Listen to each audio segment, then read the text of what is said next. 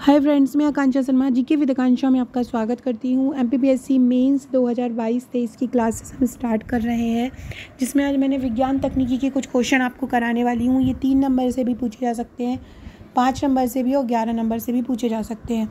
ये जिससे मैं ये पढ़ा रही हूँ, ये मेरा मेंस का जो पैकेज है जो आप लोग लेते हैं, उसी में से ही मैं आपको जितना भी मेरी वीडियोस रहती हैं मेंस की, उन्हीं में से ही पढ़ाती हूँ। आप रिव्यू कर सकते हैं कि किस तरह से नोट्स हैंड रिटन बनाए गए हैं। सॉरी, आज थोड़ा गले में प्रॉब्लम है। पिछले 10 से 15 दिन से गला में बहुत ज़्यादा प्रॉब्लम हो रहा है। वीडियो भी रेगुलरली नहीं ला पा रही हूँ। 2021 का एनालिसिस भी नहीं ला पाई हूँ, इसी कारण से थोड़ा सा आराम पड़ा है, तो धीरे धीरे वीडियो को लेके आ पा रही हूँ। तो चलिए स्टार्ट करते हैं। पहला क्वेश्चन है, दूरस्थ संवेदन एवं भौगोलिक सूचना केंद्र पर टिप्पणी लिखो। ये क्वेश्चन इतना इंपॉर्टेंट है कि आप अगर लास्ट 7 से 8 साल के पुराने पेपर्स देखेंगे तो आपको ये क्वेश्चन वहाँ पे मिलेगा ही। मतलब 2 से 3 बार ये क्वेश्चन पूछा गया है। अभी भी आने वाले 2022 के मेंस में, 2023 के मेंस में इसके आने की बहुत ज़्यादा संभावना है, तो इसको आपको बहुत अच्छे से कर लेना है। दूरस्थ संवेदन के बारे में हम करते हैं। इसकी सहायता, दूरस्थ संवेदन, दूरस्थ मतलब दूर स्थित, तो इसकी सहायता से दूर स्थित वस्तुओं के संपर्क में आए बिना इससे संबंधित समस्त सूचनाओं एवं आंकड़ों को प्राप्त किया जाता है। अगर 3 नंबर में आपसे पूछा जाए तो आप इतनी सी जो 3 लाइन जो मैंने लिखी है, इनको आप मेंशन कर सकते हो। मेरा जो नोट्स है वो इसी प्रकार से हैंड रिटन बहुत ईजीली लैंग्वेज में लिखा हुआ है, ईजी लैंग्वेज में, ताकि आपको पढ़ने में प्रेशर ना पड़े और आप बहुत आसानी से उसको याद कर पाएँ। तो दूरस्थ संवेदन क्या होता है? इसकी सहायता से दूर स्थित वस्तुओं के संपर्क में आए बिना संबंधित समस्त सूचनाओं एवं आंकड़ों को प्राप्त किया जाता है। इसमें उपग्रहों का प्रयोग किया जाता है जो ध्रुवीय कक्षा में स्थापित किए जाते हैं। किन उपग्रहों का प्रयोग किया जाता है? ऐसे उपग्रहों का प्रयोग किया जाता है जो ध्रुवीय कक्षा में स्थापित किए जाते हैं। इनकी कक्ष त्रिज्या जो है 700 से 1000 किलोमीटर तक होती है। उपग्रहों की ध्रुवीय कक्षा में स्थापना, इसके द्वारा क्या होता है? रेडियो किरणों को गंतव्य क्षेत्र में भेजा जाता है। रेडियो तरंगें गंतव्य से परावर्तित होती हैं और पुनः उपग्रह पर पहुंच जाती हैं, जहां से इन्हें नियंत्रण कक्ष में भेजकर आंकड़ों को प्राप्त किया जाता है। तो सबसे पहले हमने क्या लिखा? इसकी सबसे पहले हमने डेफिनेशन लिखी, फिर हमने लिखा कि किस तरह से काम करता है, उपग्रहों का प्रयोग होता है। उपग्रह ध्रुवीय कक्षा में स्थापित होते हैं, जिनकी कक्ष त्रिज्या 700 से 1000 किलोमीटर तक होती है। अब उपग्रह जो होते हैं उनको ध्रुवीय कक्षा में कैसे स्थापित किया जाता है वो प्रक्रिया लिखेंगे। जैसे इस तरह से इसको लिखा गया है कि एक लिख दिया, फिर दूसरा लिख दिया, फिर तीसरा लिख दिया। तो उपग्रहों की ध्रुवीय कक्षा में स्थापना में सबसे पहले इसके द्वारा रेडियो किरणें, जो रेडियो किरणें रहती हैं, उनको गंतव्य क्षेत्र में भेजा जाता है। फिर अगला पॉइंट, रेडियो तरंगें गंतव्य से परावर्तित हो जाती है और पुनः उपग्रह पर आ जाती हैं। तीसरा आ जाएगा कि जहाँ से उन्हें नियंत्रण कक्ष में भेजा जाता है और आंकड़ों को प्राप्त किया जाता है। अगर 11 नंबर में आता है तो हमको इसका महत्व भी लिखना पड़ेगा, उद्देश्य लिखना पड़ेगा। तो भारतीय सुदूर संवेदन प्रणाली का महत्व एवं उद्देश्य, पहला है कि सूखा, बाढ़, भूकंप जैसी आपदाओं के प्रबंधन में इसका उपयोग होता है। दूसरा होता है कंप्यूटर आधारित पद्धतियों द्वारा आंकड़ों की विस्तृत जानकारी इससे हम प्राप्त कर सकते हैं। सूचना चित्र आंकड़ों को दूरस्थ क्षेत्र तक पहुंचा सकते हैं। विकास और अधोसंरचनात्मक निर्माण संबंधी सरकारी नीतियों का क्रियान्वयन कर सकते हैं। भौगोलिक सूचना तंत्र क्या होता है? तो यह एक ऐसी युक्ति होती है जो हार्डवेयर तथा सॉफ्टवेयर को एकीकृत करती है और भौगोलिक संदर्भित सूचनाओं के लिए डाटा एकत्र, प्रबंधन और विश्लेषण प्रदर्शित करता है। 1962 में कनाडा के ओंटारियो में डॉक्टर टॉमिल्सन द्वारा इसको बनाया गया था। इसके माध्यम से जमीनी, कृषि, पानी, वाइल्ड लाइफ आदि के संबंध में जानकारी प्राप्त की जाती है। अगला क्वेश्चन है, इसरो पर टिप्पणी लिखो तथा इसके प्रमुख केंद्र लिखो। आगे बढ़ने से पहले अगर चैनल पर न्यू है तो सब्सक्राइब जरूर कीजिएगा। डिस्क्रिप्शन बॉक्स से आपको मेरे WhatsApp group, Telegram group, Facebook group, Twitter, Insta की लिंक मिल जाएगी, ज्वाइन कर लीजिएगा।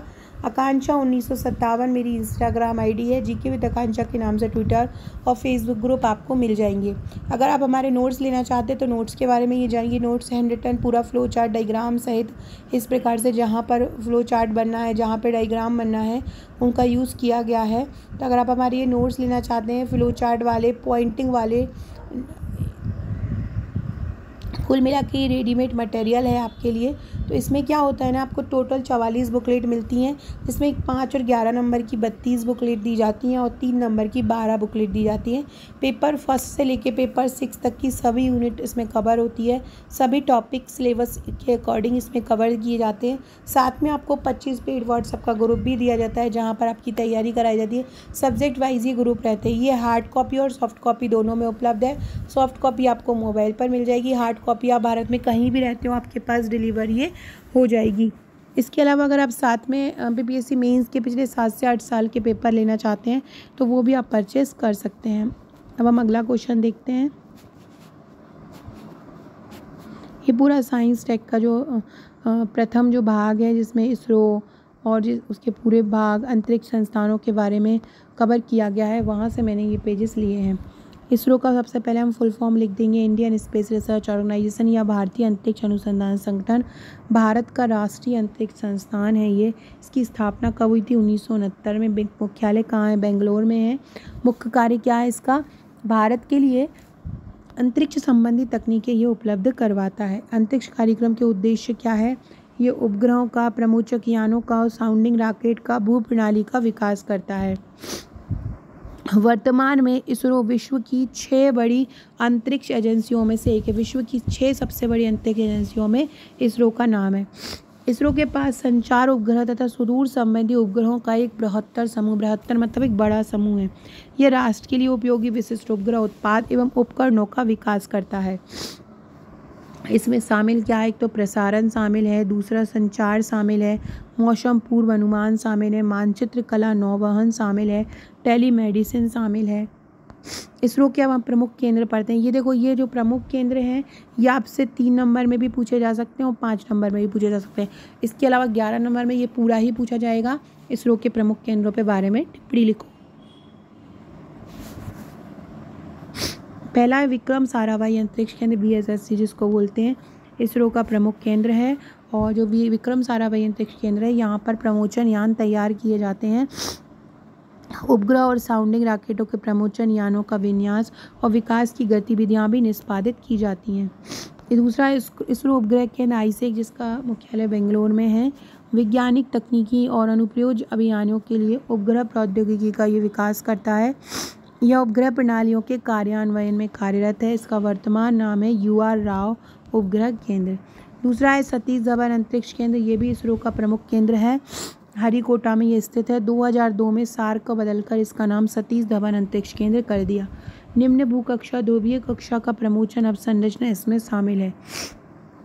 अगला है द्रव प्रणोदन प्रणाली केंद्र। तो इसरो के प्रमोचन यान और अंतरिक्ष यान कार्यक्रमों के लिए द्रव प्रणोदन के क्षेत्र में ये द्रव प्रणोदन प्रणाली केंद्र एक उत्कृष्ट केंद्र है। अगला है अंतरिक्ष अनुप्रयोग केंद्र, जिसको स्पेस एप्लीकेशन सेंटर बोला जाता है। ये अहमदाबाद में स्थित है और इसका प्रमुख कार्य संचार, दिशा निर्देशन और मौसम संबंधी जानकारियों पर ध्यान देना है। स्पेस तकनीकी के अनुप्रयोगों का ये प्रचालन करता है। अगला है राष्ट्रीय सुदूर संवेदन केंद्र, NRSC इसका फुल फॉर्म है। हैदराबाद में ये स्थित है। 2008 में इसरो के पूर्ण विकसित केंद्र के रूप में ये विकसित हुआ था। सुदूर संवेदी आंकड़ों का विवरण, आपदा प्रबंधन का निर्णय समर्थन के लिए जिम्मेदार है। अगला है विकास और शैक्षिक संचार यूनिट, अहमदाबाद में स्थित है। समाज में वास्तविक समस्याओं के समाधान में अंतरिक्ष प्रौद्योगिकी के प्रयोग को ये बढ़ावा देता है। इसरो दूरमिति अनुवर्तन और आदेश नेटवर्क, मुख्य नियंत्रण सुविधा, ये इसके और अन्य केंद्र हैं। लेबोरेटरी फॉर इलेक्ट्रो ऑप्टिकल संस्थान, भारतीय सुदूर संवेदन संस्थान देहरादून, इसरो नोदन कॉम्प्लेक्स और इसरो जड़त्वीय प्रणाली यूनिट, ये इसरो के प्रमुख केंद्रों के बारे में हमने पढ़ा। अब हम पढ़ने वाले हैं चंद्रयान 2, ये 5 नंबर में पूछा जा सकता है। चंद्रयान 3 के बारे में भी साइंस टेक का जो ग्रुप है उसमें मैं चंद्रयान 3 के बारे में पूरी जानकारी भेज दूंगी। यह एक अंतरिक्ष मिशन है। इसमें चंद्रयान के दूसरे संस्करण को अंतरिक्ष में भेजा गया है। इसका निर्माण भारतीय अंतरिक्ष अनुसंधान संस्थान इसरो के द्वारा किया गया है। इसे GSLV संस्करण 3 प्रक्षेपण यान द्वारा प्रक्षेपण करने की योजना। इस मिशन का उद्देश्य चंद्रमा के मौसम, खनिजों और इसकी सतह के तत्वों का अध्ययन करना है। 22 जुलाई 2019 को आंध्र प्रदेश के हरिकोटा से इसको प्रक्षेपित किया गया था। इस मिशन की कुल लागत थी 978 करोड़ रुपये। उपकरण के 3 हिस्से हैं, एक है ऑर्बिटर, दूसरा है लैंडर, तीसरा है रोवर। ऑर्बिटर 100 किलोमीटर ऊंचाई पर परिक्रमा करता है। लैंडर का नाम विक्रम है और रोवर का नाम प्रज्ञान है। कुछ तकनीकी समस्या के कारण 52 दिनों में संपर्क टूट गया था, लेकिन संपर्क फिर जुड़ा। अतः इसरो द्वारा आश्वस्त किया जाता है कि यह मिशन सफल जरूर होगा। अब हम इसी प्रकार से चंद्रयान 3 के बारे में भी पढ़ेंगे। सो फ्रेंड, ये था मेरा आज का वीडियो। आशा है आपको पसंद आया होगा। ऐसे ही नेक्स्ट क्वेश्चन के लिए चैनल को सब्सक्राइब जरूर कीजिएगा। नोट्स लेना चाहते हैं तो मुझे व्हाट्सअप कीजिएगा। Okay friends, thank you.